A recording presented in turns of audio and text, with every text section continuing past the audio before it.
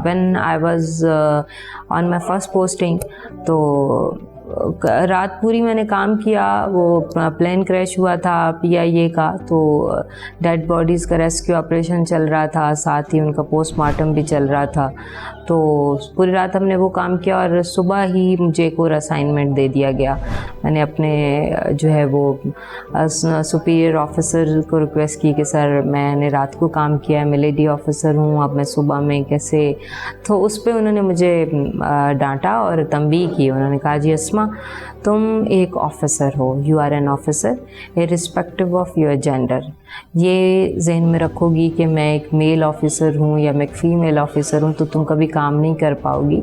और सेकेंडली ये कि तुमने ये जो जॉब है, ये सर्विस अपनी मर्ज़ी से, अपनी चॉइस से ज्वाइन की है, तो इसलिए तुम्हें एक ऑफिसर बन के काम करना है। और ये वो लाइंस थी जिन्होंने मेरा माइंडसेट और स्पेशली मेरी परफॉर्मेंस पे बड़ा असर डाला।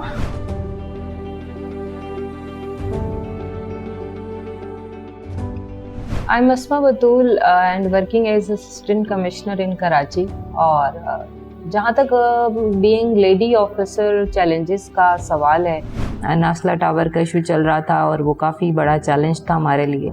सुप्रीम कोर्ट का अहकामात थे, सोसाइटी का प्रेशर था और वो सारी चीज़ें थीं कि तमाम सेफ्टी मेजर्स को मद्देनज़र रखते हुए आपने इसको गिराना भी है और रिपोर्ट भी करना है, और मुझे वो टास्क जो था वो सर अंजाम देना था। अल्लाह का शुक्र है कि मैंने अपने तमाम अफसरान की सपोर्ट के साथ उसको, कमिश्नर साहब की स्पेशली और डिप्टी कमिश्नर साहब और जितनी भी हमारी पुलिस थे या बाकी इदारे थे, उनकी सपोर्ट से उसको हमने सर अंजाम दे दिया। बट उस दौरान एक चीज़ जो, हालांकि उसमें ये ऑर्डर हुआ कि जी आप किसी के कोई जानी माली नुकसान ना हो, उस चीज़ को तो मैंने वाकई इंश्योर कर दिया, लेकिन उससे शायद एक जान को नुकसान हो गया जो मेरे अंदर थी, मेरे अंदर पल रही थी, आप ये कह सकते हैं। और उस दौरान जैसे प्रोटेस्ट हो रहे थे, हम लोग काफ़ी भाग दौड़ में थे एंड आई वाज एक्सपेक्टिंग, तो then unfortunately I lost my pregnancy. तो फिर भी 3 दिन के बाद मुझे, जो मैंने 3 आवर्स बड़ी मुश्किल से मैंने जो है वो अपने ऑफिसर से रिक्वेस्ट की कि मुझे छुट्टी दें, और उन्होंने मुझे सपोर्ट किया कि आप जाइए।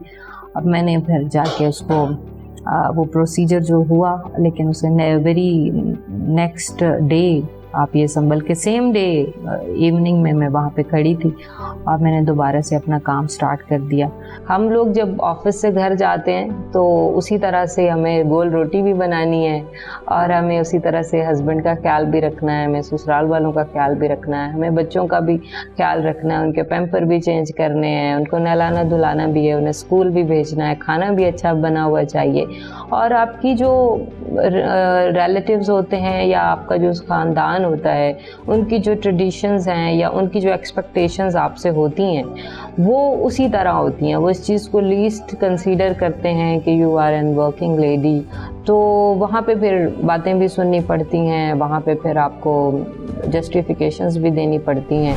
ये चीज़ें हैं जिसको हमारी सोसाइटी में थोड़ा सा अपग्रेड होने की और एजुकेट करने की ज़रूरत है। ऑब्वियसली हमारी जो चैलेंजेस होते हैं या हमारी कुछ लिमिटेशंस हैं लेडीज़ की, जिसको हम शेयर भी नहीं कर सकते इस तरह से ओपनली सोसाइटी में, जो कि हमें दरपेश आती हैं और उनको हमें फेस करना होता है। शायद मेरी तरह बहुत सारी ऑफिसर्स के साथ इस तरह के सानिए भी हुए होंगे और उन्हें इस तरह की चीज़ें भी फेस करनी पड़ी होंगी, तो उनको मैं यही कहूँगी कि मैं उन्हें सैल्यूट पेश करती हूँ कि जो कि इस तरह से फील्ड में काम कर रही हैं। तो वो जो कहा जाता है कि जी अफसर हैं और वो इसी कमरों में बैठते हैं और गाड़ियों में घूमते हैं, ऐसा कुछ भी नहीं है। गटर के ढकने लगाने से लेकर बिल्डिंग्स बनाने तक, तोड़ने तक, ये सारा ही हमारा काम होता है और वो हमने करना होता है। और ये जहन से निकाल के कि हम मेल हैं कि हम फीमेल हैं। हमारे यहाँ कराची में, पूरे पाकिस्तान में, पंजाब में, आपने देखा होगा क्वेटा में, और इस तरह के तमाम चैलेंजिंग एरियाज़ में, सब डिवीज़न्स में तमाम फ़ीमेल ऑफिसर्स इसी तरह, इसी डेडिकेशन से, इसी कॉन्फिडेंस से काम कर रही हैं।